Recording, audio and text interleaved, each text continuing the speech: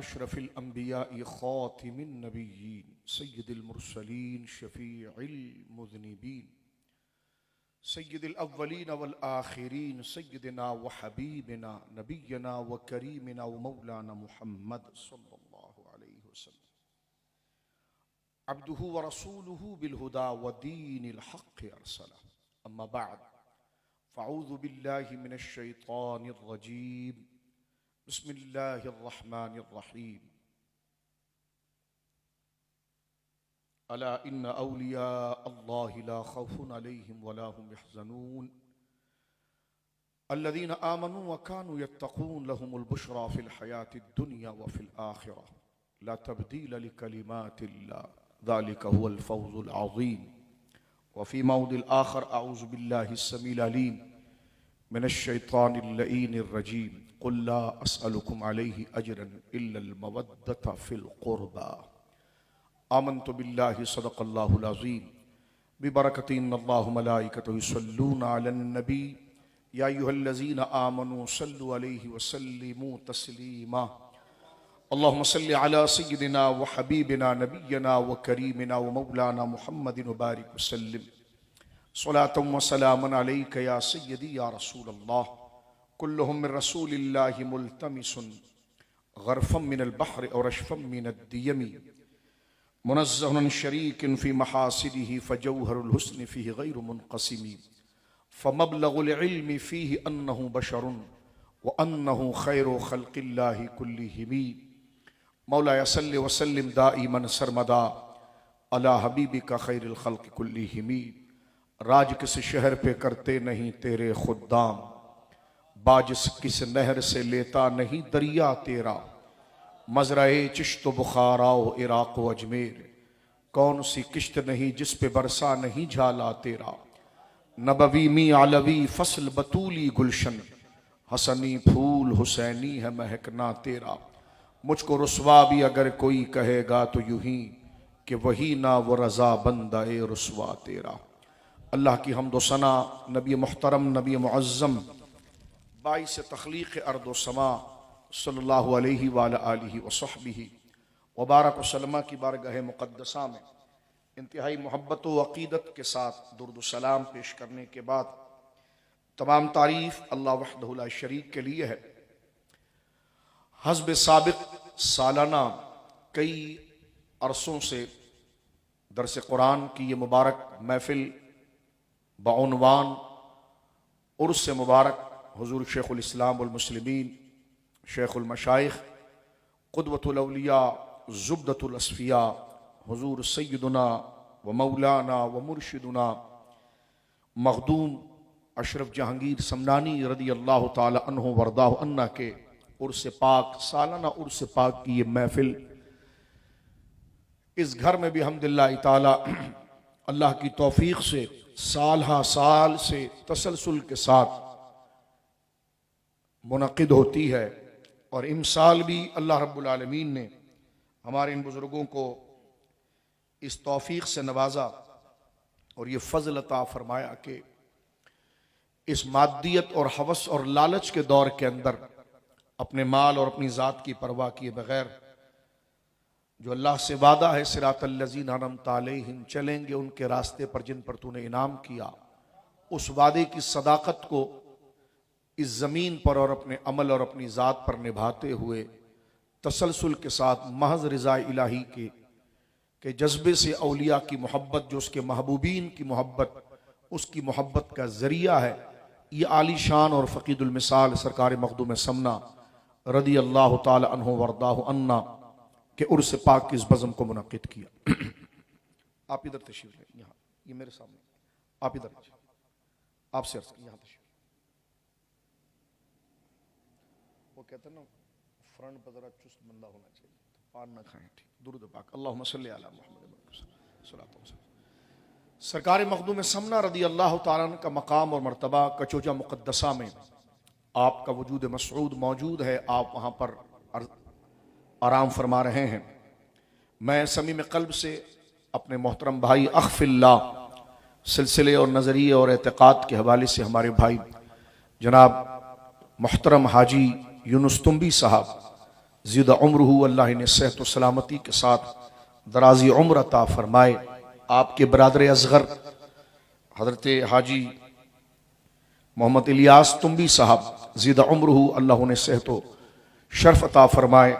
और इन दोनों बुजुर्गों की औलादों को अल्लाह रब्बुल आलमीन सेहत व सलामती अता फरमाए और इस दीन के साथ आपकी एक वालिहाना मोहब्बत और अकीदत, जिस पर कई दरस कुरान और दुरूस की मजालिस मुनक्किद की जाती है, अल्लाह रब्बुल आलमीन दीन की इस बुनियादी खिदमत पर इस ख़ानदान को बेबहा बरकतें और सादतों से नवाजे और इसका फैज़ान अल्लाह रब्बुल आलमीन जल्ला वाला सुबह क़यामत तक इस ख़ानदान पर रखे। और इन नेक लोगों के सदक़े अल्लाह रब्बुल आलमीन जल्ला वाला हमारी हाज़री और हमारे लिए, हमारे बच्चों के लिए इस मजलिस को तोशा आखिरत फरमाए। हुजूर सरकार कना रज़ी अल्लाह ताला अन्हु की निस्बत के साथ ये फैज़ान जो जारी है, जो मुत्तसिल होता है सरकार मखदूम समना रज़ी अल्लाह ताला अन्हु की बारगाह के साथ, अल्हम्दुलिल्लाह इस अहकर को तकरीबन 1 दिहाई से भी ज़्यादा का अरसा इस मजलिस में हाज़री का रहा है। और सिलसिला आलिया नूरानिया अशरफिया के मदारिज और ये सिलसिला मुबारक चिश्तिया की एक मुबारक शाख और उसका रोशन तर्जुमान मकतब है, जिसे सिलसिला अशरफिया के नाम से याद किया जाता है।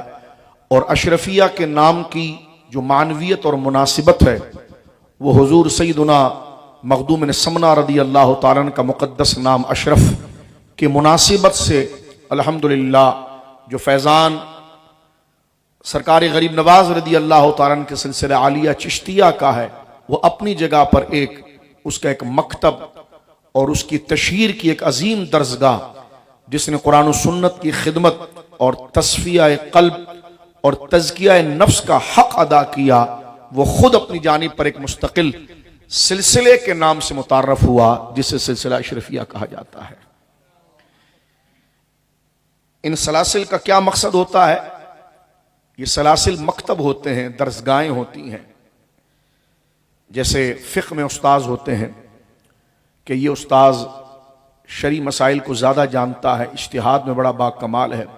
जिस तरह हदीस में मकतब होते हैं, जिस तरह तफसीर में मकतब होते हैं, इसी तरह वो उलूम जो इल्म इखलास के साथ ताल्लुक़ रखता है, तज़किया नफ्स के साथ ताल्लुक़ रखता है, बंदे के दिल से हर किस्म की मादी और शहवानी ख्वाहिशात को निकाल कर उसमें सब्र और शुक्र और अपनी रब की मोहब्बत और उसकी तलब और तलब आखिरत की जो चिंगारी को भड़का दे, उस इल्म और उसे नबवी अखलाक और रब्बानी अखलाक का परतो बना दे। उसमें सब्र, तकवा, तहारत, सच्चाई, इस्तिगना, इसार उसमें पैदा कर दे, जो उसके अंदर है उसको उजागर कर दे।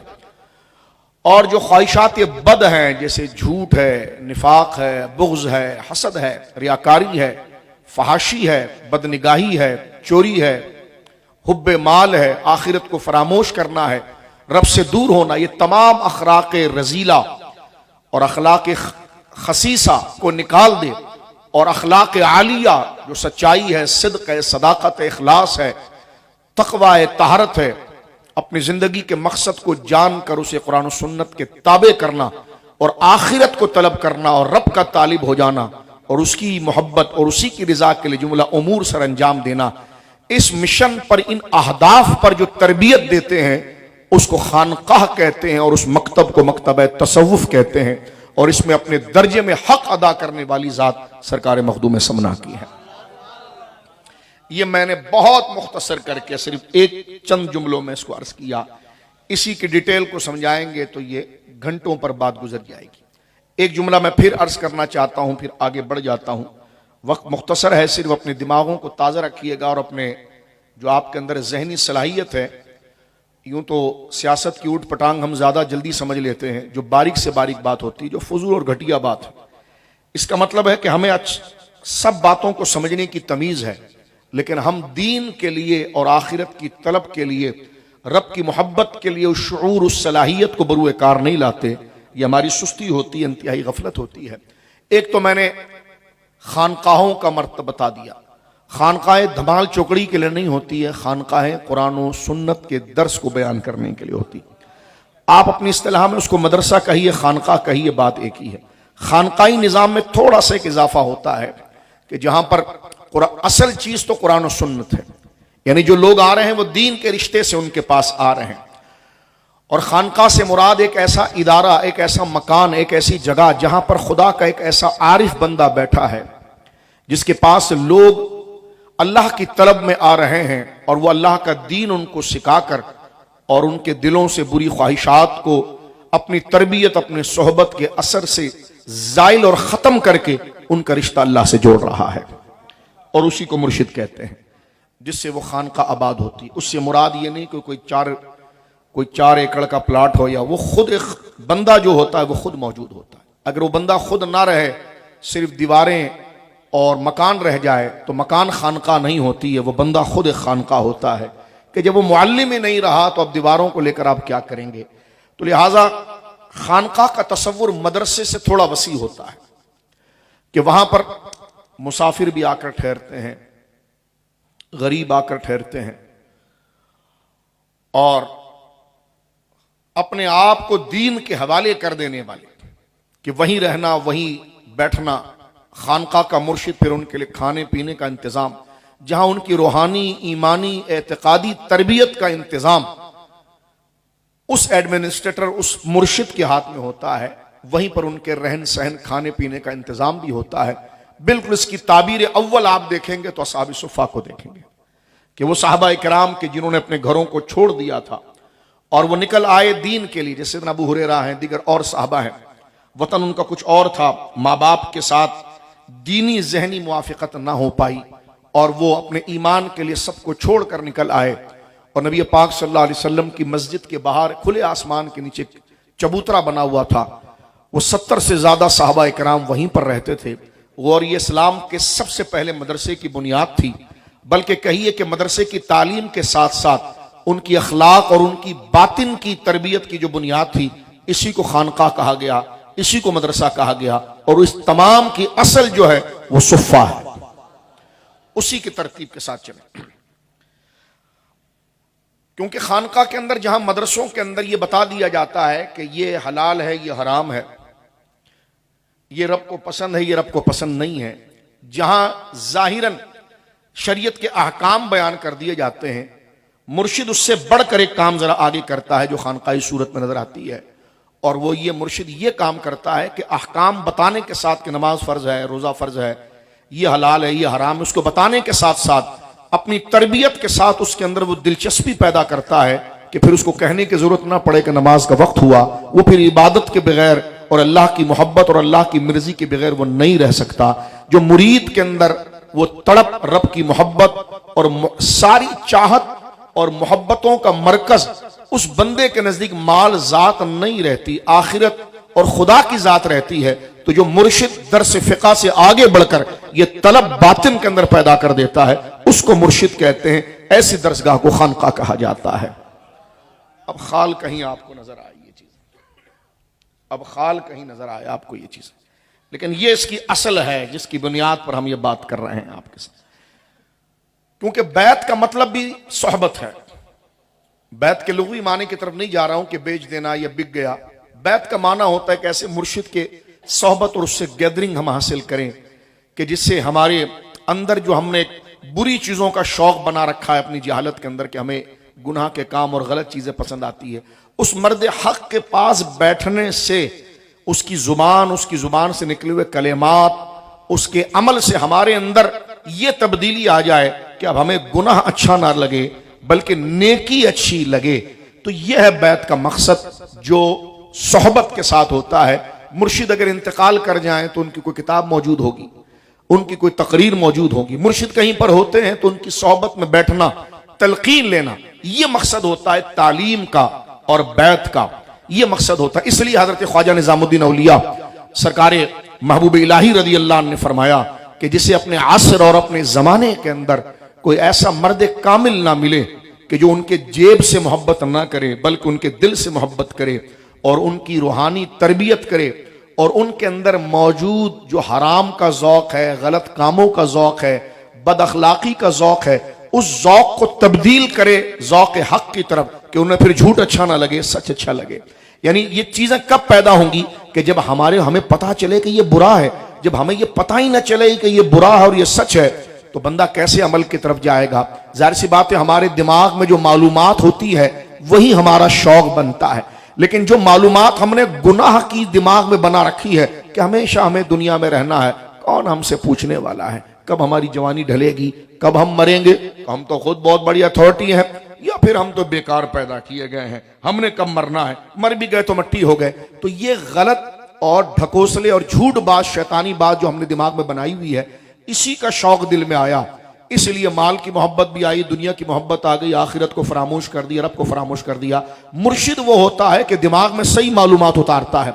और मालूमात कैसे उतरती, जैसे ये दर्स हो रहा है, सच बातें बताई जाती हैं। सच का मरकज क्या है, सबसे बड़ी सोर्स कुरान और हुजूर की जिंदगी है, साहबा का अमल है। उसके जरिए मुर्शिद वो होता है हिदायत दिलाने वाला। वो बताता है कि तुम जिसे सही समझ रहे हो वो सही नहीं, ये सही है, ये सही है। और उसकी सच्चाई और खुद उस बयान करने वाले का तकवा और अमल इतना मोतबर होता है कि सुनने वाले के नजदीक वो एतमाद का दर्जा पा जाता है कि हाँ, मैं गलत था, ये कैसे गलत हो सकते हैं, इतने नेक आदमी। तो सोहबत का यह असर होता है कि मुर्शिद के अमल और किरदार के जरिए जब वो कुरान और सुन्नत को लेता है, तो दिल दिमाग में जो उसको गलत बातें बैठी हुई हैं, गुनाह की बातें बैठी हुई हैं, जो उसके दिल के अंदर बुरी ख्वाहिशात पैदा कर रही है, तो मुर्शिद का किरदार और उसका अमल और उसका एतमाद और फिर कुरान और सुन्नत के जरिए सही बात को जो डिलीवर करता है, वो दिमाग के अंदर जखीरा मुताले में आता है। फिर वो बंदा गौर करने पर होता है कि मैंने मरना है, खुदा को क्या जवाब देना है। मेरे नबी की जिंदगी ऐसी गुजरी है, साहबा की जिंदगी ऐसी गुजरी है, औलिया की जिंदगी ऐसी गुजरी है, और मैं शैतानों वाली जिंदगी गुजार रहा हूं। तो ये फिक्र और तड़प उसके अंदर पैदा होती है। फिर वो शौक खुद ही पैदा हो जाता है। फिर अपनी तबीयत से उसे गुनाह बुरा लगता है और अपनी तबीयत से उसको नेकी अच्छी लगती है। ये सारे प्रोसेस को जहां जमा कर किया जाता है उसे खानका कहा जाता है, और इस सब्जेक्ट को तसव्वुफ कहते हैं, और इसके बानी को मुर्शिद कहा जाता है। इस पर आप पूरी किताब अब लिख लीजिए, अब दलाइल जमा करते चले जाए। मैंने आपके सामने एक उन्वान मुख्तसर अंदाज के अंदर जिक्र किया। एक बात, खानका का एक मुख्तसर सा तस्वुर आपको देने के बाद और अपने आप को देने के बाद कि खानका क्या होती है। खानका का अक्सर मकसद एक मुकम्मल तरबियत का सिलसिला होता है। ना वहां से मुराद सिर्फ जाकर बैठना है, ना खाना खाना है, ये भी एक अपनी की जरूरत है, लेकिन असलुल उसूल है कि वहां से उठना है तो अल्लाह को लेकर उठना है, अल्लाह के दीन को लेकर उठना है। आए थे तो दुनिया की तलब थी, लेकिन जब वहां से उठे तो फिर आखिरत की तलब थी। आए तो सबसे अपने आप को सबसे बड़ा ताकतवर और कर्रो फर का मालिक समझ रहे थे, लेकिन जब उस सच्चे के पास से उठे तो फिर पता चला ताकतवर खुदा है, हक वो है, कामयाब वही होगा जो उसकी मानेगा, और जो उसकी मानेगा नहीं वो बर्बाद हो जाएगा। जहां ये हक दिल तक उतरता है, बार बार मैं जुमला कह रहा हूं, कान से उतरकर बात दिल में जाती है। दिल में जाने से क्या मुराद है कि उसे फिर यही अच्छा लगता है कि मैं अल्लाह की तरफ आऊं और गुनाह की तरफ, यानी गुनाह को भी वो दिल से छोड़ेगा, दिल से उसे घिन हो जाए। ये नहीं कि ये नाराज हो रहा है, वो नाराज हो रहा है, वो दिल से उसे नफरत हो जाए, और नेकी के लिए उसे दिल से मोहब्बत हो जाए। ये बार बार की मश्क है, एक दिन का दर्स नहीं है, ये बार बार की मश्क है। जाहिर सी बात है कि एक चीज को दुरुस्त करने के लिए उसे किस तरीके से तराशा जाता है, मेहनत की जाती है, तो ये बार बार की मश्क के लिए मुरीद का मुर्शिद के सामने हाजिर होना भी शर्त है। तो उसके लिए फिर इमारत भी चाहिए, उसके लिए रिहाइश भी चाहिए, उसके लिए खाना भी चाहिए। तो ये खानकाई निज़ाम के जो लवाजिमात है वो उस लिए होते हैं कि मुर्शिद की खिदमत में वो रहे, और बाकमाल होने के बाद फिर मुबल्लिग बनकर वो आगे बढ़ जाए, फिर वो अपनी कहीं पर खानका बनाए, और फिर हक से भटके हुए लोगों को हक की राह के ऊपर ले आए। यही सिलसिले होते हैं। कादरी सिलसिला कोई जागीरदारी का नाम नहीं है, वो एक तंजीम है। चिश्ती सिलसिला एक तंजीम है, सहरवर्दी सिलसिला एक तंजीम है, नक्शबंदी सिलसिला एक तंजीम है, एक तहरीक है। कोई जुबान पर तहरीक बनती है कि जी हमारी जुबान वाले को हक नहीं मिल रहा है तो हम तंजीम बना रहे हैं। कोई करे जी हमारे सूबे को हक नहीं मिल रहा है तो तंजीम बना रहे हैं, फिर उसी के पीछे उसी मंशूर पर काम होता है। तो ये सिलसिले एक तंजीम है किसकी, कि अल्लाह को क्या पसंद है, अल्लाह की क्या मर्जी है, रसूलुल्लाह की जिंदगी कैसे गुजरी है, साहबा की जिंदगी कैसे गुजरी है, और फिर इस दुनिया में दिल ऐसी क्या हमारे अंदर बुराइयां हैं कि सारी नेकियां करने के बावजूद भी हमारे अंदर रियाकारी और तकब्बुर रहता है और आखिरत की तलब नहीं रहती है और माल की मोहब्बत और जान की मोहब्बत दिन ब दिन बढ़ते चले जाती है, तो वो कौन सी ऐसी ख्वाहिश है जो हमारे पास आती है? तो मुरीद जाकर अपने पीर से तावीज़ नहीं मांगता है, सबसे अपने दिल को अल्लाह का घर बनाने के लिए बात करता है। आज मुरीद पहले ही ये कहता है कि मेरा कपड़ा नहीं बिक रहा, ये नहीं बताता है कि मैं स्मगलिंग करके लाया था, चोरी करके लाया था। और पीर भी कहता है कि भाग कर किसी और का मुरीद ना हो जाए, तो वो तावीज़ बेच रहा होता है। ये दोनों बहरूपिये हैं, इनका तसव्वुफ से कोई ताल्लुक नहीं है। तसव्वुफ का वही होता है कि अल मुरीद ला युरीदु इल्लल्लाह, मुरीद अपने मुर्शिद से खुदा के सिवा कुछ नहीं मांगता। बस उसका सबसे बड़ा तावीज़ ये होता है कि मेरे दिल से शैतानी आदतें निकल जाए और रहमानी आदत आ जाए, मेरी तबीयत, मेरी आंखों में शर्म हो जाए, मेरी जुबान जाकिर हो जाए, मेरी कोई नमाज ना छूटे, तिलावत कुरान ना छूटे, मैं गौर व फिक्र की तरफ रहूं कि मैं तो आर्जी पैदा किया गया हूं, मैं तो खत्म हो जाऊंगा, कब्र में जाऊंगा, कब्र की जिंदगी क्या होगी, कैसे उधर मैं कामयाबी इख्तियार करूंगा। हजरत फारूक आजम से किसी ने पूछा कि कोई नसीहत कीजिए, फरमा मौत से बड़ी भी कोई नसीहत है। लिहाजा दिल को जिंदा करने वाली चीज। अब मैं इसको दूसरे मरहले में ले जाकर फिर फजाइल की तरफ आता हूं, क्योंकि हमारी जिम्मेदारी है उर्स पाक है इतनी अजीम हस्ती का, तो कोई सुनने वाला अपना भी होता है, पराया भी होता है, गामदी जैसे रजील लोग भी होते हैं। इस पर हमने अल्हम्दुलिल्लाह गुज़िश्ता साल जो सरकार मखदूम समना का उर्स किया था यूनुस भाई, उसमें हमने तसव्वुफ पर गामदी के एतराज़ात की तफसील से जवाब दिए थे।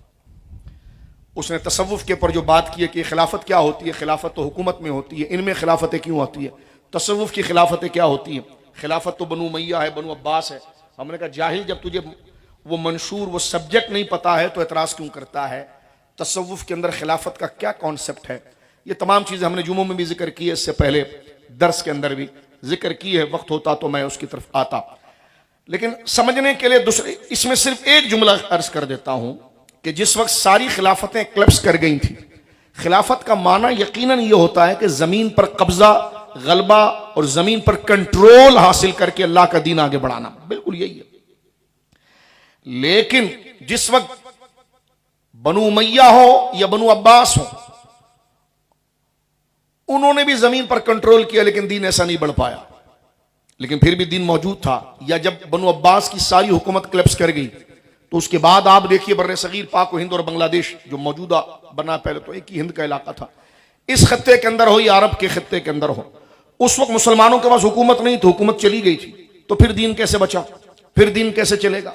मामलात आज मैं और आप मुसलमान कौन कैसे हुए?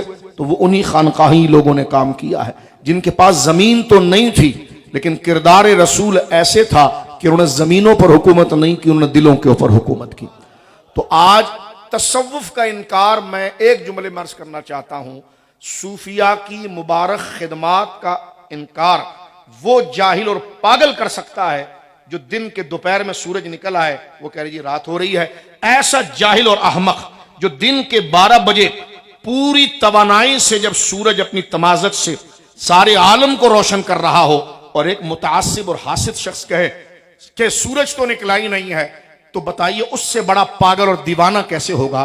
जिस तरह दिन के निफ्स नहार आधे दिन के सूरज की रोशनी जो जमीन के जर्रे जर्रे को रोशन कर देती है, उसका इनकार करने वाला कितना बड़ा खबती और जाहिल है।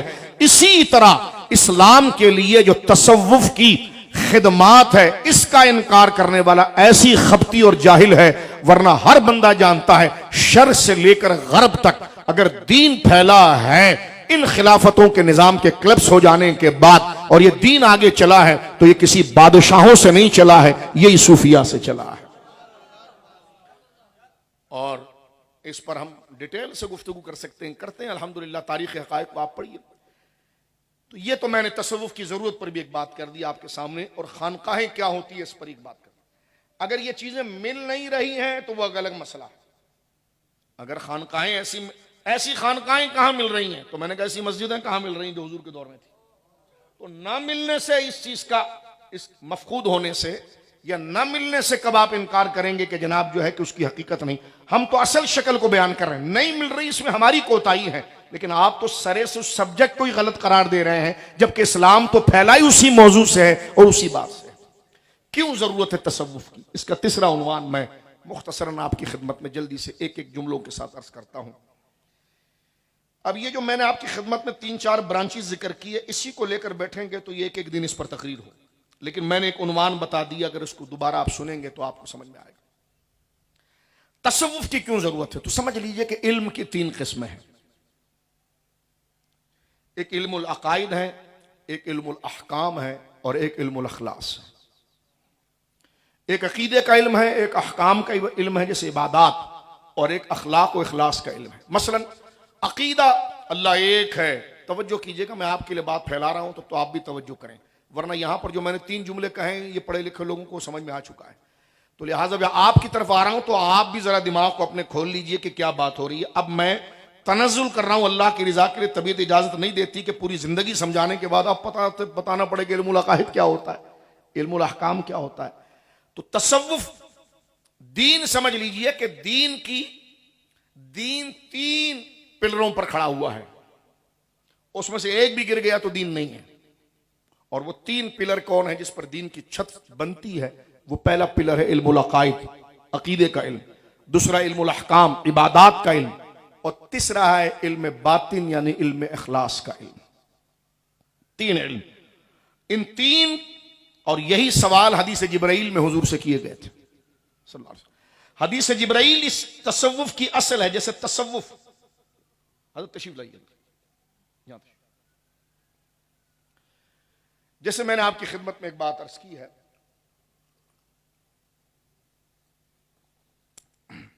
सरकार मखदूम समना का उर्स पाक, इसलिए ये दरसी अंदाज में आपसे गोया कि गुफ्तगू की जा रही है, जरा तवज्जो फरमाइए। मैंने अर्ज किया था खानकाही निजाम को समझने के लिए आपको बढ़ना पड़ेगा सुफ़ा की तरफ, ये उसकी असल है। माना कि अगर ऐसी सूरत कहीं नजर नहीं आ रही तो यह हमारा कसूर है, तसव्वुफ का नहीं है, जबकि ऐसी नजीरें मौजूद हैं जो उसकी ऐन मुताबिक चली हैं। मिसाल के तौर पर आप मुझे बताओ,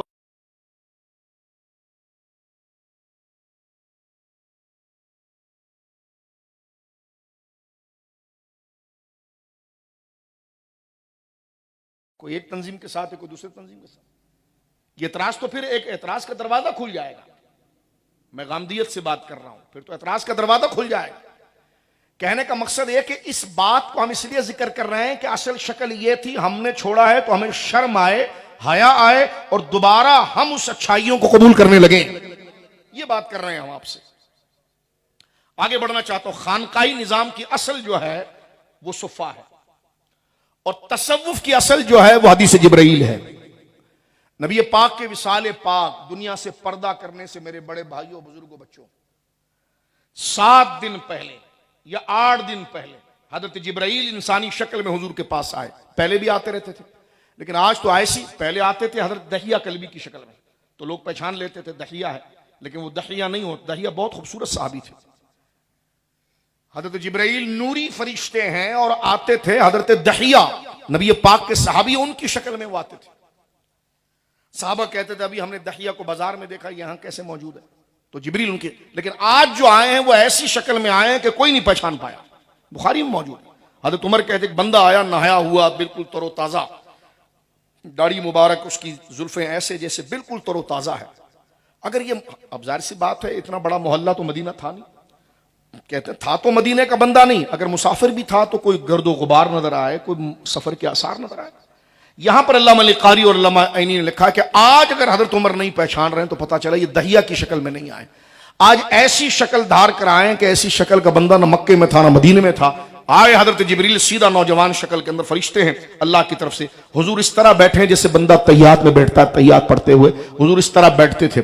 उसी तरह जिब्रील आकर हुजूर के मुबारक घुटने के साथ घुटना लगाकर 3 ही सवाल किए थे आपसे। यानी सवाल की डिटेल तो ज्यादा है, लेकिन उसके सब्जेक्ट 3 थे। एक अकीदे के बारे में था, ईमान क्या है, ठीक है जी, ईमान क्या है। दूसरा था जी इस्लाम क्या है, वो इबादत के बारे में था। तीसरा था एहसान क्या है। सवाल के, वो पूरी हदीस में सवाल 3 ही बनते हैं, ये जरा तवज्जो से सुन लीजिए। ईमान क्या है तो हुजूर ने बता दिया, अल्लाह पर ईमान, रसूल पर ईमान, क़यामत पर ईमान, उसकी डिटेल हुजूर ने बताई। यह है ईमान। ईमान को अकीदा कहते हैं। एक बात अकीदे की आ गई, ईमान कहें अकीदा कहें, बातें की। दूसरा सवाल हुआ इस्लाम क्या है, तो उसके साथ जोड़ दिया नमाज पढ़ना, ज़कात देना, रोजा रखना, ये इबादत आ गई। तीसरी बात आ गई एहसान क्या है, तो फरमा अंता अब्दुल्लाह का अन्नका तराहु फ़इन लम तकुन तराहु फहुव यराक। फरमाइए जो ईमान तूने लाया है ना अल्लाह पर, और ये जो नमाजें पढ़ी है, इसके दरमियान तू मुझसे पूछता है एहसान क्या है। फरमा एहसान वो शोबा है कि तू अल्लाह को इस तरह मान, या अल्लाह की इस तरह इबादत कर, या अल्लाह को ऐसे कबूल कर जैसे तू खुदा को देख रहा है। अगर ये जज्बा सदाकत का, कबूलियत का और यकीन का तेरे दिल के अंदर नहीं है तो ये यकीन करके खुदा तुझे देख रहा है। अब ये 3 दर्जे इस्लाम की असल है इल्म। अब ये 3 शोबे बन गए जिसको मैंने मुख्तसरन पहले बताया, इल्म अकाइद, इल्म इबादात और ये जो एहसान है ना, एहसान, यही इल्म तसव्वुफ है। इसी का दूसरा नाम इल्म तसव्वुफ है। कि आपने तसव्वुफ नाम कैसे रख दिया? तो मैंने कहा आपने ईमान का नाम अकीदा कैसे रख दिया? ये क्या बच्चों वाली बातें हैं। पढ़े लिखे आदमी के सामने ये बात बिल्कुल बचकाना है।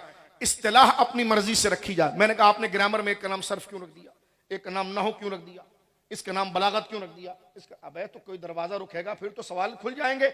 मसला ये नहीं है कि पता चला आपके पास जवाब नहीं था इसलिए आप कह रहे हैं कि तसव्वुफ नाम क्यों रख दिया, एहसान क्यों नहीं रखा। तो मैंने कहा वहां तो ईमान के बारे में सवाल था, आपने उसका नाम अकीदा क्यों रख दिया। उधर तो जनाब बात नमाज की थी, उसका नाम अहकाम क्यों रख दिया, उसका नाम इबादत क्यों रख दिए।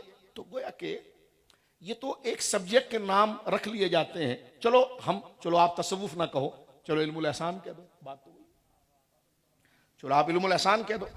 तो पहली अब ये 3 चीजें समझ लीजिए, बात आगे बढ़ाता हूं। इसकी मैंने दलील पेश कर दी आपके सामने। फिर एक जुमला सुन लीजिए सरकार मखदूम पाक की दहलीज मुबारक के फैज से कि खानकाह की असल जो है, क्योंकि बिदअत वो होती है जिसकी असल ना हो। ये रसूलुल्लाह की हदीस है सल्लल्लाहु अलैहि वसल्लम, मन अहदसा फी अमरिना हाज़ा मा लैसा मिन्हु फहुव रद्दुन। हमारी मां हजरत आयशा बयान करती, मन अहदसा फी अमरिना, जो हमारे इस्लाम में ऐसी चीज इजाद करे, मा लैसा मिन्हु, जिसकी असल पीछे से ना हो, कुरान में ना हो, रसूलुल्लाह के दौर में ना हो, ना सराहतन हो, ना इशारतन हो, ना किनायतन हो, किसी तरीके से भी ना हो, फहुव रद्दुन, वो मरदूद है और वो बिदअत है। तो तसव्वुफ को आप बिदअत कैसे कह सकते हैं जब इसकी असल जो है खानकाही निजाम की असल जो है वो सुफ़ा है, और सुफ़ा उसकी असल है, और असल उसी असल के मज़ाहिर और शक्लें ही आगे बढ़ रही है। इसी तरह तसव्वुफ की असल जो है वो हदीस जिब्राईल है, उसकी तरबियत के आसार आगे बढ़ रहे हैं। क्योंकि जाहिर सी बात है हर वो चीज जो असल का मजहर बनेगी वो असल होगी, जो असल का मजहर बनेगी वो असल होगी। यही सवाल उलमा से पूछा। रसूलुल्लाह के दौर में मदरसा तो था लेकिन ग्रामर की क्लासें नहीं थी, तफसीर की क्लासें नहीं थी। अब ये क्या है? तो उन लोगों ने जो बिदत के फतवे लगाते उनको भी कहना पड़ा, हाँ ये चीजें तो नहीं थी लेकिन कुरान तो था। कहां? तो कहा ये कुरान को आगे बढ़ाने का जरिया है, तो जो कुरान को आगे बढ़ाने का जरिया हो वो भी सुन्नत होता है। तो मैंने कहा तुम्हें बात पता चल गई ना, जिस चीज की असल साबित हो जाए और दौर के एतबार से, अगर तरीके लोगों के मिजाज के एतबार से बना दिए जाए और डिलीवर जो चीज की जाए वो असल है, तो मियां उसको बिदत नहीं कहते, उसको सुन्नत ही कहते हैं, वरना कुछ नहीं बचेगा। फिर अगर आप खानकाहों की तरफ आएंगे तो फिर तो कुछ नहीं बचेगा। ये मैंने दोनों चीजें आपके सामने बयान की है, इंतहाई दयानत से बयान की है, किसी जज्बात के साथ मैंने नहीं बयान की और ना गुस्से के साथ बयान की। अब आइए यहां पर मैं आपसे अर्ज कर रहा था, सादा मेरा भाई भी समझे और भूलने की नीयत से ना समझे सरकार मखदूम पाक का उसे, वरना मेरी तकरीर मुकम्मल हो चुकी है उलमा के लिए, दोस्तों के लिए जो पढ़े लिखे हैं। मैंने जो कहना था अब आपके लिए मैं तनज़ुल करके इसकी मिसाल पेश कर रहा हूं, कल को आप ये ना कहें कि जनाब बात समझ में नहीं आई। देखिए मैंने आपके अर्ज किया, फॉर एग्जाम्पल इस्लाम जो खड़ा है ना वो 3 सुतूनों पे खड़ा है। ये 3 बयान के लिए है असल में एक ही, लेकिन आपको समझाने के लिए उसके पार्ट और ब्रांच की जा रही है। एक है अकीदा, एक है इबादात और एक है एहसान। अकीदा क्या है? कुछ चीजों को सच जानना, सादा उर्दू में बता रहा हूं, कुछ चीजों को सच यकीन करना। किस चीज को सच यकीन करना? अल्लाह है, उसका कोई शरीक नहीं। नबी पाक अल्लाह के रसूल हैं, खातमुन नबीयीन हैं, जो वो लेकर आए हैं वो सब सच है, और आखिरत में उठना सच है। ये 3 अकीदों की फिर आगे तफसील, आमनतु बिल्लाहि व मलाइकतिही, इन बातों को सच जानना। अब सच जो है वो चेहरे की सिफत नहीं, दिल की सिफत है, क्योंकि तकजीब और तस्दीक ये दिल से होती है। किसी चीज को कबूल करना शौक से, कबूल करने से मुराद है उस पर प्यार आ गया, तो ये मुंह की सिफत नहीं, ये दिल की है। और किसी चीज की तकजीब यानी घिन खाना, तो ये चेहरे की सिफत नहीं, दिल की है। तो तकजीब झुटलाना और कबूल करना ये दिल की सिफत है। तो ईमान दिल में रहता है और कुफ्र भी दिल से ही होता है। कुफ्र जो है वो तकजीब की सिफत बद है और ईमान जो है वो तस्दीक की सिफत मदा है। लिहाजा आप देखिए, अल्लाह है, मैं इसको सच जानता हूं। सच जानने से मुराद दिल से यकीन करता हूं। अब आपने अल्लाह को तो कबूल कर लिया, नबी पाक को कबूल कर लिया, इस्लाम को सच जान लिया, ये तो रह गया आपके दिल के अंदर। अब मुझे क्या पता चले आप मुसलमान हैं, ये कोई मुसलमान है, वो तो दिल के अंदर है। तो इसको जाहिर करने के लिए इबादत रखी गई, नमाज, रोजा, ज़कात, हज, ये इसकी अलामत बने कि जो नमाज पढ़ रहा है उसी के दिल में ईमान है। समझिए जरा, जो नमाज पढ़ रहा है उसी के दिल में ईमान है, जो रोजा रख रहा है जाहिर सी बात है मुसलमान होगा। आपको कैसे पता चला ये मुसलमान होगा? आपके मोहल्ले का तो नहीं भाई, ये अलामात मुसलमानों की है, असल ईमान दिल में है। अब इस ईमान की अलामात क्या बन रही है? नमाज, रोजा, ज़कात, हज।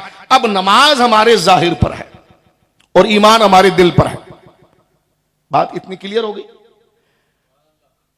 अब आप देखिए, इसको थोड़ा से समझिए आप बहुत मोहब्बत के अंदाज में। ईमान को हमने समझ लिया, ईमान हमारे दिल में होता है, जाहिर हमारे, वो जाहिर होता है हमारे जाहिर पर, प्रैक्टिकल में। किस सूरत में? नमाज की सूरत में। एक बंदे को कोई शराब खाने में देखे तो उसको मुसलमान तस्वुर करेगा कि काफिर? काफिर। वो कहेगा जनाब मेरा शनाख्ती कार्ड देखिए, अब मैं तो मुसलमान हूं। हमने कहा नहीं, जाहिरी अलामत तो कुफ्र वाली थी। एक बंदे को आप मस्जिद में देखेंगे, उसको काफिर कहेंगे? मोमिन क्यों कहेंगे? जाहिरी अलामत। तो लिहाजा ईमान तो दिल में था, लेकिन बंदा मोमिन है कि नहीं, ये वो अलामत से पहचाना जाएगा। यह है इस्लाम। इस्लाम बंदे के जाहिर पर होता है, एक माने पर इस्लाम। कभी इस्लाम ईमान के माने में भी आता है, मैं उस तरफ नहीं जा रहा, इस्लाम अकीदे के माने, लेकिन यहां पर इस्लाम अहकाम। तो लिहाजा अल्लाह रब्बुल आलमीन को मैंने कबूल कर लिया, दीन को मैंने कबूल कर लिया, ये मेरे दिल में है, ठीक है।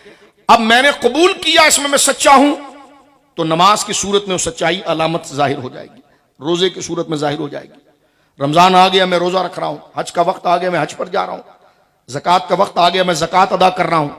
तवज्जो से सुनिए जनाब, जो है वो रमजान आ गया, मैं रोजे रख रहा हूं। नमाज का वक्त आया, मैं नमाज। तो ये अलामात इस बात की दलील है। तवज्जो कीजिएगा,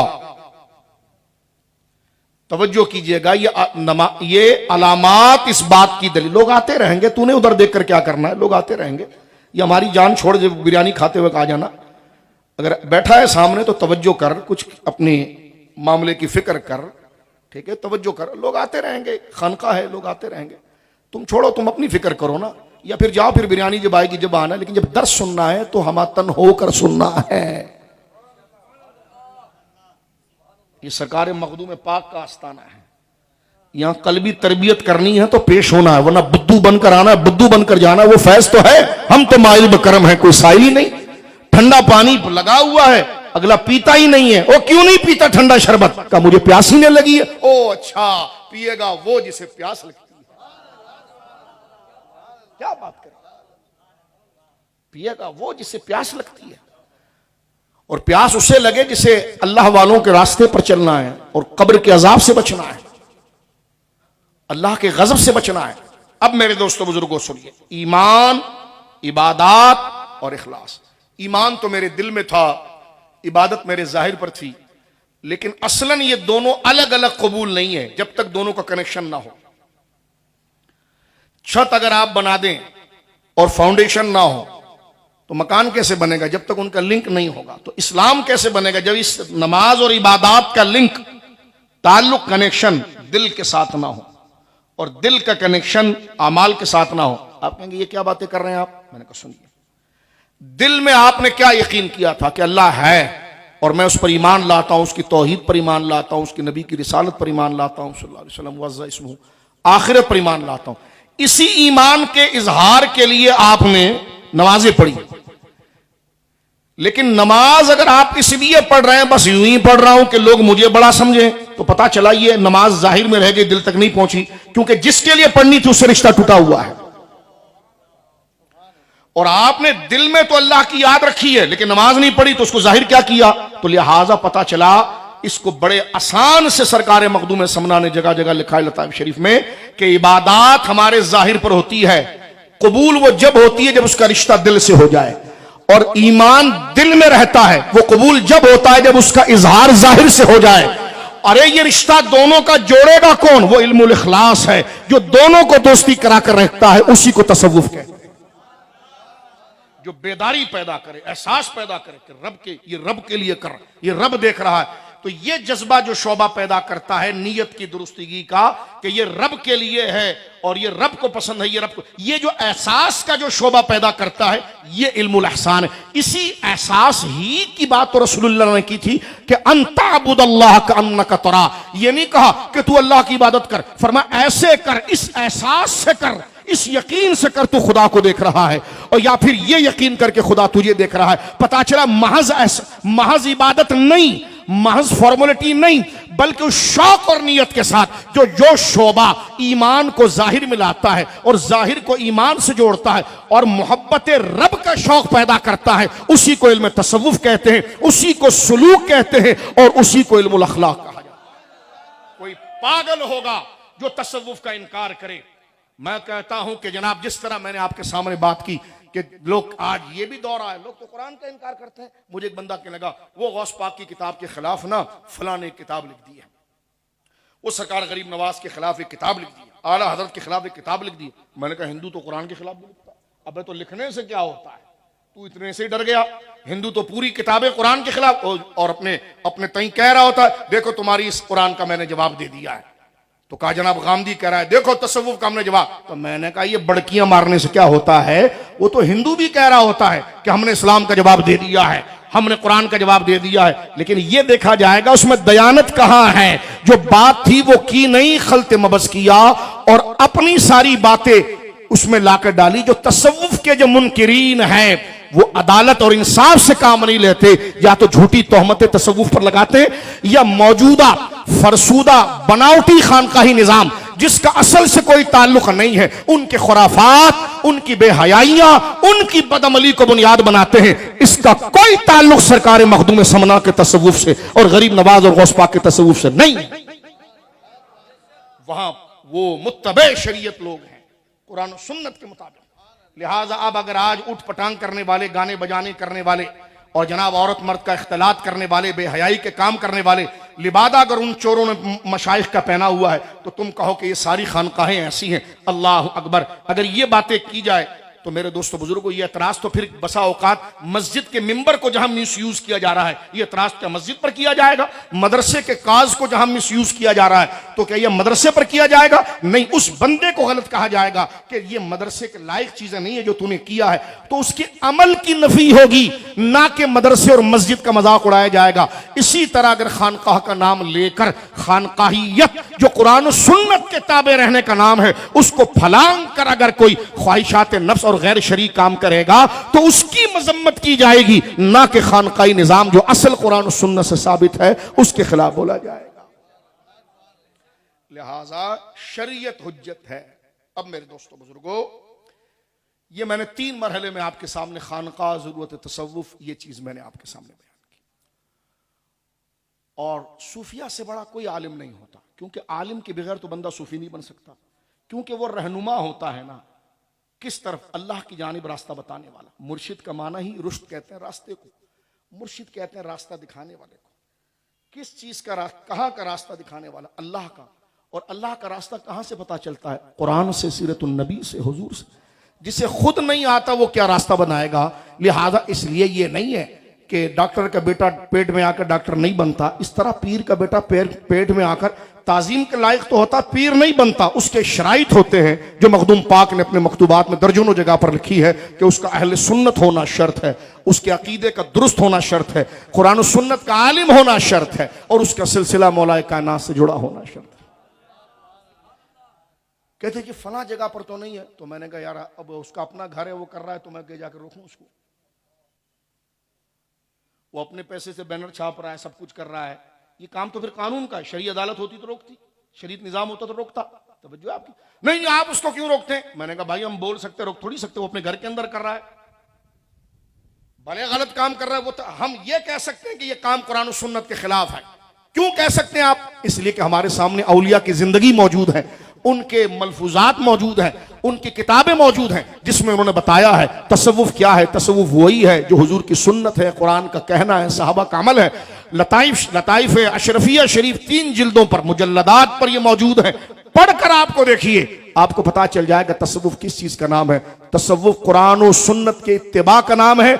शरीयत को जो क्रॉस कर जाए वो शैतान है, और जो शरीयत को अपने ऊपर नाफिज करके उसके ताबे हो जाए और शरीयत की अथॉरिटी को कबूल कर ले, वही सूफी है, वही खानका है, वही मुर्शिद है और वही तसव्वुफ है। मुख्तसर कल्ला व मादल्ला, मुख्तसर सी बात मेरे दोस्तों ये है। आखिरी मरहले में एक बात आपकी खिदमत में अर्ज करते हैं। सरकार मखदूम समना रदी अल्लाह ताला सन 808 हिजरी में आपने पर्दा फरमाया, 808 हिजरी, और आप दो वास्तों से बराए रास्त, दो वास्तों से अपने पीर मुर्शिद हुजूर शेखुल इस्लाम वल मुस्लिमीन सैयदी व सनदी हजरत आकाई अलाउल हक बनवी रहिमहुल्लाह ताला, आपके हकीकी मुर्शिद और उनके मुर्शिद मुबारक सिराज मिल्लत वद्दीन हुजूर सैयदुना व मौलाना हुजूर अखी सिराजुद्दीन रहिमहुल्लाह ताला, और उनके मुत्तसिल बराए रास्त हजरत सरकार महबूब इलाही, दरमियान में सिर्फ दो वास्ते हैं बस। हजरत सरकार महबूब इलाही ने पर्दा फरमाया 725 हिजरी में, 725 हिजरी में आपने पर्दा फरमाया, और आप गुलाम हैं, मुरीद हैं हजरत बाबा फरीद के, और सरकार बाबा फरीद खलीफा हैं हजरत सरकार बख्तियार काकी की, और वो खलीफा है मेरे आका सरकार गरीब नवाज की। ये मुत्तसिल कितना करीबी सिलसिला हजरत सरकार मखदूम समना का है।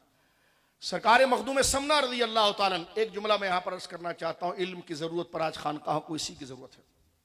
हजरत सरकार महबूब इलाही ख्वाजा निजामुद्दीन औलिया रहमतुल्लाहि अलैह, आप जो हैं 725 हिजरी आपका विसाल है, और हजरत सरकार मखदूम समना का 808 हिजरी। ये करीबी दौर है।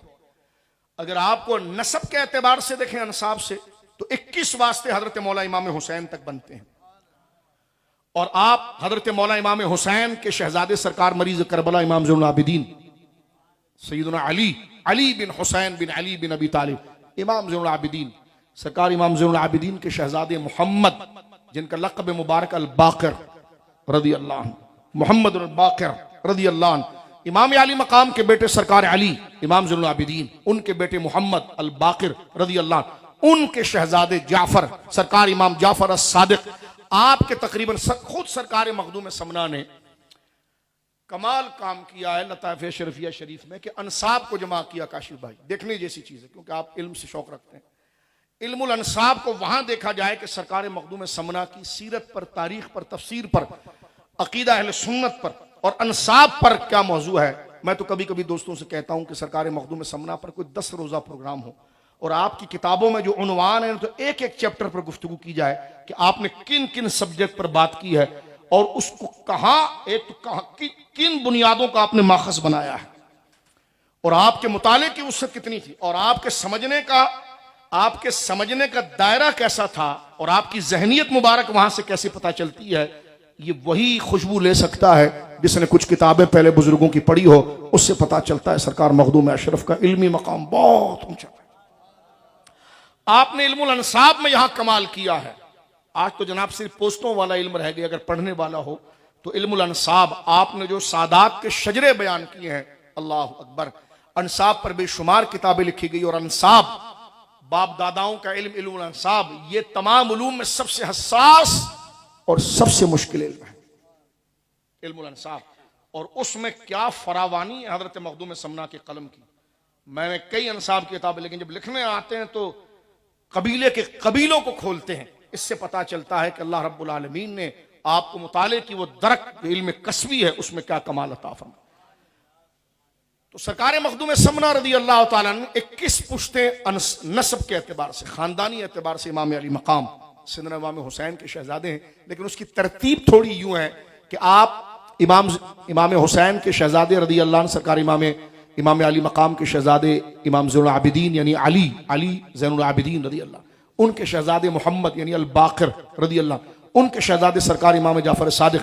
अब इमाम जाफर सादिक के कई शहजादे हैं, जिसमें एक सरकार मूसा काजिम है, लेकिन उनसे बड़े हजरत इस्माइल हैं, हजरत मूसा काजिम के सगे भाई इस्माइल हैं, उनसे सिलसिला हजरत सरकार मखदूम समना का चलता है, सैयदुना इस्माइल से। अब इसमें क्योंकि एक बेटे आपके हजरत इसहाक भी हैं, जो हजरत सिदा नफीसा की शोहर हैं, वो सिदा इसहाक ये भी हजरत मूसा काजिम रदी अल्लाह अन्हु के बड़े भाई, ये सैयदना इस्माइल है। फिर सरकार मूसा है जिनको अल काजिम कहा जाता है, सरकार मूसा काजिम रदी अल्लाह, ये सरकार इमाम जाफर सादिक के सगे बेटे हैं, यानी ये नहीं पोते, अपने हकीकी बेटे हैं जो आप ही की पुश्ते मुबारक से हैं। तो उनमें एक हजरत इस्माइल है, वो इस्माइली जिनको अपनी तरफ लेते हैं, तो ये सैयदना इस्माइल जो है जिनको अरज के साथ मुलक्कब किया जाता है। और आपका लक़ब मुबारक, क्योंकि इस्माइल नामी कई शहजादे गुजरे हैं सादात में, तो इनके साथ एक लाहिका लगाया जाता है कि मैं उसका तर्जुमा नहीं करूंगा, सिर्फ आपको ये बताऊंगा कि इस्माइल अल-आरज, इस्माइल आरज जो है ये सरकार मखदूम समना रदी अल्लाह तआला के जद्दे आला है। यहां से आप कनेक्ट हो जाते हैं इमाम जाफर सादिक, और ये सिलसिला मुबारक ऊपर जो है वो सरकार इमाम अली मकाम हजरत इमाम हुसैन रदी अल्लाह तआला अन्हु की बारगाह तक आपका सिलसिला मुबारक जो है वो मुत्तसिल हो जाता है। तो आप इल्मी एतबार से वो ग्रां कदर खिदमात रखने वाले हैं कि अगर आप अहले सुन्नत के अकायद को पढ़ना चाहते हैं एक जगह पर तो लताइफ अशरफिया पढ़िए। आप अगर तारीख का मुताला करना चाहते हैं लताइफ अशरफिया शरीफ देखिए। कुरान की बाज़ आयात की तफसीर को देखना चाहते हैं लताइफ अशरफिया शरीफ देखिए। यानी बेशुमार उलूम आपको वहां पर नजर आते हैं। मैं आखिरी बात खत्म करते हुए सिर्फ बताना चाहता हूं कि इस सिलसिले में जाहिल नहीं आए, सारे बड़े बड़े उलमा आए। एक तो मैंने आपके सामने हजरत सरकार मखदूम, हजरत सरकार महबूब इलाही के दाएं हाथ इल्म में जो सरकार महबूब इलाही की लाइब्रेरी को संभालते थे और आपकी तहरीरात और आपके मकतूबात को मुरत्तब करते थे, और हजरत सरकार महबूब इलाही के उलमा खुलफा के अंदर एक बड़ा नाम हजरत सरकार सैयदना अखी सिराजुद्दीन रहिमहुल्लाह ताला का है। ये खुद सरकार महबूब इलाही, और सरकार महबूब इलाही कौन है? वो सरकार बाबा फरीद के मुरीद हैं। और सरकार बाबा फरीद कौन है? अल्लाह अकबर। सरकार बाबा फरीद का उर्स पाक अभी गुजरा है। आपका सबसे बड़ी खानका जो आपने अजोदन यानी जो पाक पतंग शरीफ का पुराना नाम जब मौजूद रहे, आपने वहां मदरसा ही खोला था और आप तलबा को पढ़ाते थे। सरकार महबूब इलाही 20 साल के करीब की उम्र में आपने जिक्र सुना था दिल्ली के अंदर, क्योंकि सरकार महबूब इलाही बदायूं शरीफ के हैं और बुखारी सादात हैं, बुखारी सादात हैं, और आपका गांव मुबारक बदायूं शरीफ है। तो बदायूं शरीफ से कहते हैं कि मैं निकला और मैं दिल्ली पहुंचा, तो दिल्ली के अंदर किसी ने बाबा साहब का जिक्र किया तो मेरे दिल में बाबा साहब की मोहब्बत पैदा हो। और कहता है मैं दिल्ली से सफर करके नौजवानी के उस आलम के अंदर भी 19-20 साल उम्र थी, मैं जनाब अजोदन यानी पाक पतंग शरीफ आया और हजरत के दुरूस को मैंने सुना। और मोहब्बत क्या थी? उनकी तकरीर की, तलकीन की, कुरान को समझाने की, हदीस को समझाने की। कहने का मैंने फिर आपकी शागिर्दी इख्तियार की और आपसे सारी किताबें मैंने पढ़ी। यहां तक कि अक्सर मैं तकरीरों में कहता हूं जो शेख मुहक्किक ने लिखा है कि अहले सुन्नत व जमात के अकीदे की सबसे बड़ी किताब अत-तमहीद अल्लामा अब्दुल शुक्र सालमी, यह हजरत माविया का क्या मसला है, हजरत अबू बकर के अफजल का क्या मसला है। मैंने कहा चिश्तियों कर ऐसी बात करता है? ये तो चिश्तियों ने सबसे ज्यादा पहरा दिया है।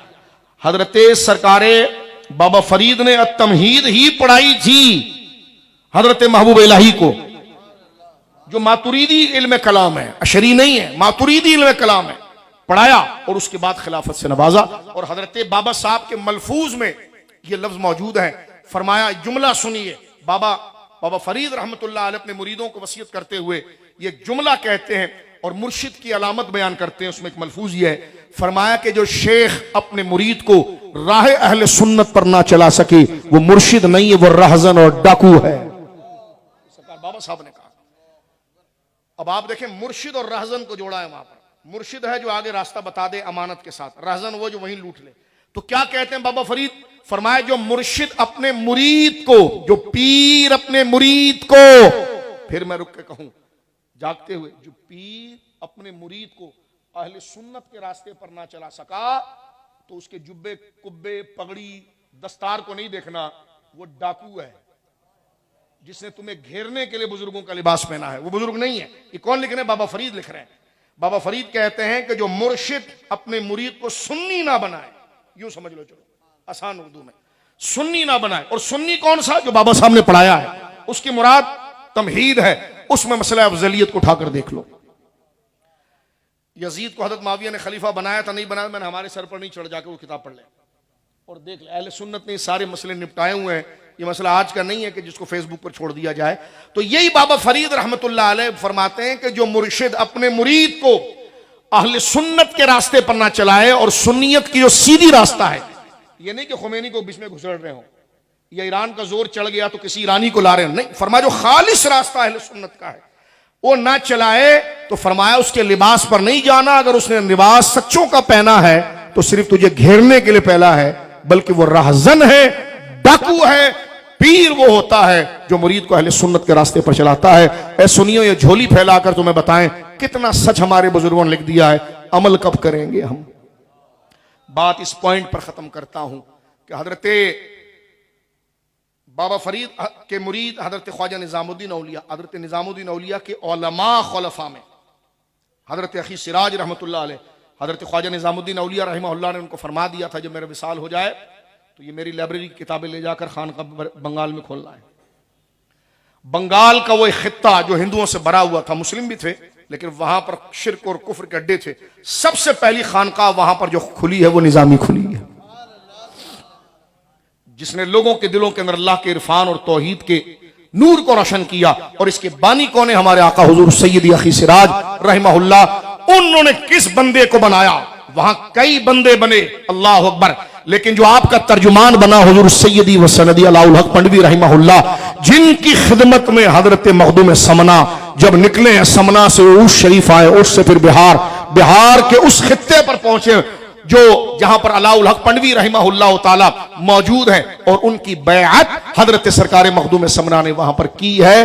अब यही मखदूम समना का सिलसिला फिर आगे बढ़ता है, बात को आखिरी दर्जे में लाते हुए। अब आप देखें, वो अजमेर का फैज, वो मदीने का फैज आया उस शरीफ की तरफ, उससे फिर लाहौर, लाहौर से फैज लेकर फिर जनाब अजमेर, अजमेर से फिर वो आया दिल्ली, दिल्ली में खानकाहें बनी, वहां से फिर हैदराबाद दक्कन में गोया की खानकाहें बनी, खानकाह मुराद इस्लाम के मदरसे कायम हुए। वहां से फिर ये पाकपतन की पूरी जमीन, यहां का पूरा मौजूदा पाकिस्तान का ये खत्ता, यहां से फिर हजरत सैयदना ख्वाजा निजामुद्दीन औलिया, फिर वो बिहार का इलाका, बिहार के बाद बंगाल का वो इलाका, खाड़ियों का इलाका। हजरत ख्वाजा निजामुद्दीन औलिया के खलीफा वहां पर पहुंचे हैं, हजरत ख्वाजा अखी सिराज रहमहुल्लाह, सिराजुद्दीन रहमहुल्लाह, उनके खलीफा अलाउल हक पंडवी रहमहुल्लाह, उनके खलीफा सरकार मखदूम समना। और ये फिर फैजाबाद आप तशरीफ ला रहे हैं कचोचा मुकद्दसा कई मुरीदीन के साथ, लेकिन ये फैज आगे फिर हमें नजर आता है हजरत मौलाना फखरुद्दीन दहलवी रहमहुल्लाह की सूरत में। हजरत मौलाना फखरुद्दीन दहलवी रहमतुल्लाह अलैह कौन है? हजरत नूर मोहम्मद महारवी के पीर, ख्वाजा नूर मोहम्मद महारवी। इस वक्त पाकिस्तान के अंदर चिश्ती सिलसिले की सबसे बड़ी गद्दी चिश्तियां शरीफ भावन नगर। तो हजरत ख्वाजा नूर मोहम्मद महारवी रहमहुल्लाह के पीर मौलाना फखरुद्दीन साहब, और कौन थे मौलाना फखरुद्दीन साहब? शाह वलीउल्लाह मुहद्दिस देहलवी का जब इंतकाल हुआ, हिंद का सबसे बड़ा आलिम है, इंतकाल हो गया। अब जनाब इतना बड़ा मुहद्दिस, अपने वक्त का मुअर्रिख, अपने वक्त का इमाम, उसकी गद्दी पर कौन बैठे? शेखुल हदीस बनकर। और पूरे हिंद को इमामुल हिंद का लक़ब कौन बनाए? सारे हिंद के उलमा।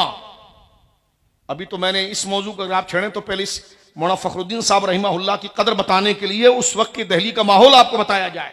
वो ये नहीं था कि फेसबुक के किसी के नाम के आगे लक़ब लिख दिया जाए तो मशहूर हो जाए।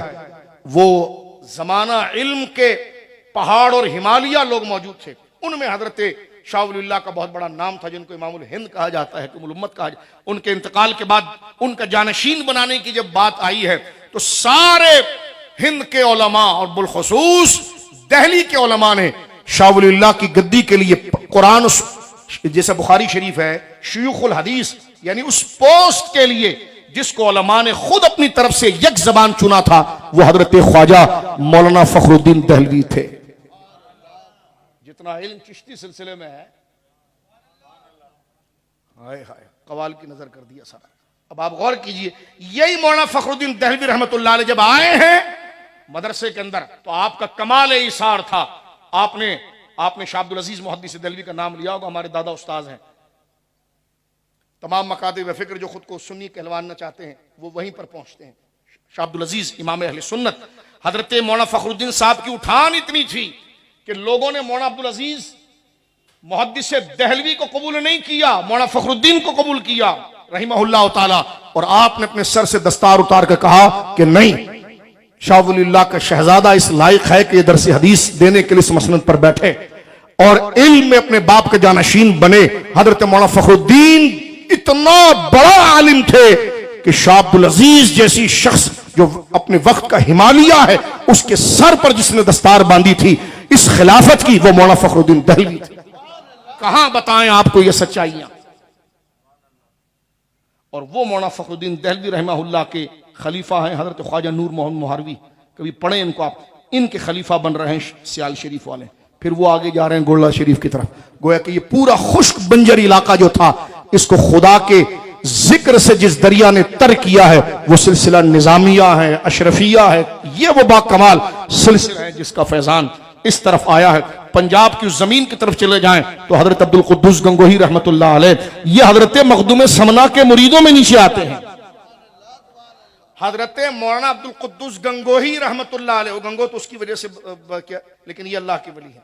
हजरत अब्दुल कुद्दूस गंगोही रहमतुल्लाह अलैह, इनके बेटे हैं हजरत ख्वाजा रुकनुद्दीन। ये ख्वाजा अब्दुल कुद्दूस गंगोही कौन है?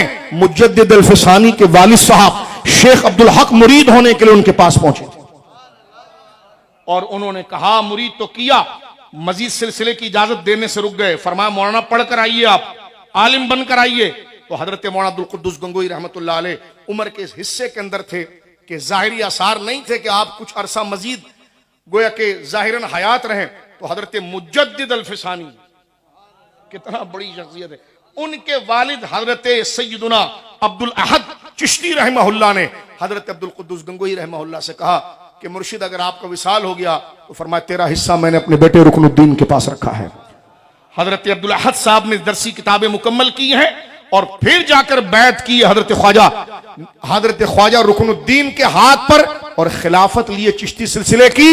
और अपने वक्त का इमाम हजरत मुजद्दिद अल-फिसानी शेख अहमद सरहंदी ने चिश्ती सिलसिले में बैत की अपने वालिद की। गोया कि यह भी फैजान ऊपर से मखदूम समना का आता है जो फिर सरहंद मुकद्दसा के चलता है। हाय, ये बाकमाल सिलसिला है, सिलसिला चिश्तिया मेरे दोस्तों, जिसकी एक निखरी हुई तर्जुमान शाह सिलसिला अशरफिया है।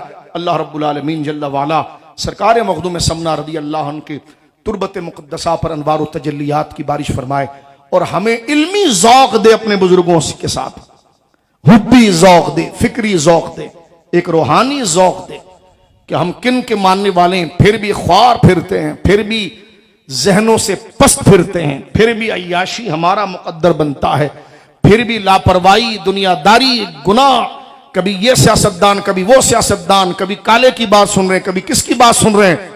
लो देखो, रोशनी में रहकर भी दिन के अंदर अंधेरा है। इसको नहूसत और खुदा का अजाब ना कहा जाए तो क्या कहा जाए? खुदा के हुजूर तौबा की जाए और कहा जाए, मौला जब तूने मीठे चश्मे के करीब कर दिया है तो बस इसी से हमारे नफूस को सैराब कर दे और हमें गुमराही से और हमारे दिलों को पलटने से महफूज फरमा।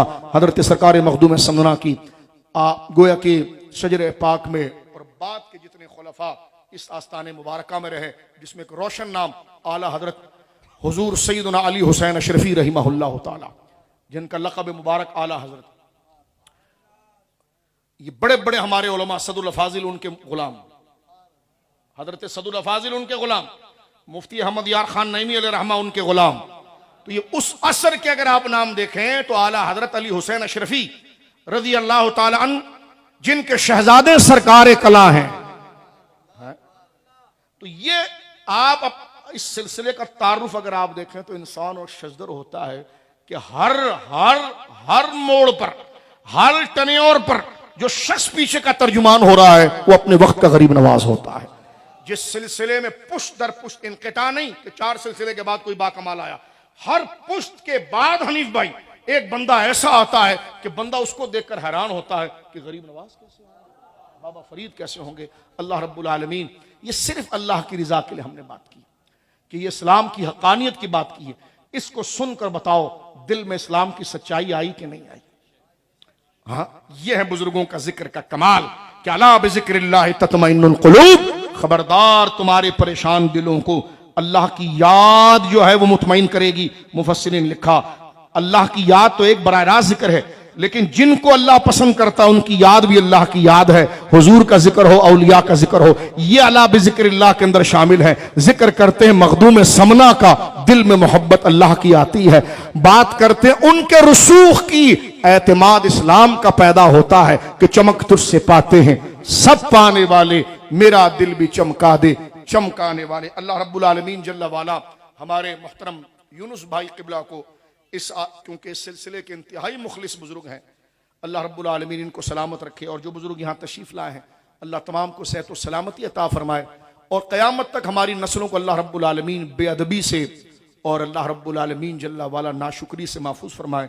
और इन आइम्मा का जिनकी किताबें मौजूद हैं, अल्लाह रब्बुल आलमीन उनकी तालीमात मौजूद हैं, अल्लाह रब्बुल आलमीन उनकी इस पुरफितन दौर के अंदर, इस आजमाइश वाले दौर के अंदर अल्लाह रब्बुल आलमीन से दुआ है कि हमें जुब्बा कुब्बा लिबास में उलझने की बजाय पहले वो नूर को तलाश करने की कोशिश कीजिए, जिस नूर की वजह से वो जुब्बे रोशन होते हैं, वो अमामे रोशन होते हैं। हम इतने कमज़ोर बिनाई वाले ना हो जाएं कि सिर्फ लिबासों को देखकर फरिफ्ता हो जाएं या आवाज़ों को देखकर फरिफ्ता हो जाएं और उस नूर की तरफ तवज्जो ही ना करें कि जो असल नूर लेकर वो आगे बढ़ा रहे थे। और वो अहले सुन्नत के अकीदे का नूर है, वो इखलास का नूर है, वो अमल का नूर है, वो तक़वे का नूर है। अल्लाह रब्बुल आलमीन तमाम की हाज़िरी अपनी बारगाह में कबूल फरमाए। इस अख्तर की इस छोटी सी खिदमत में अगर कोई कोताही हो तो रब माफ़ फरमाए, और ये मेरे लिए भी और हम तमाम के लिए अल्लाह रब्बुल आलमीन तोशा आखिरत फरमाए। व आखिर दावाना अल्हम्दुलिल्लाह।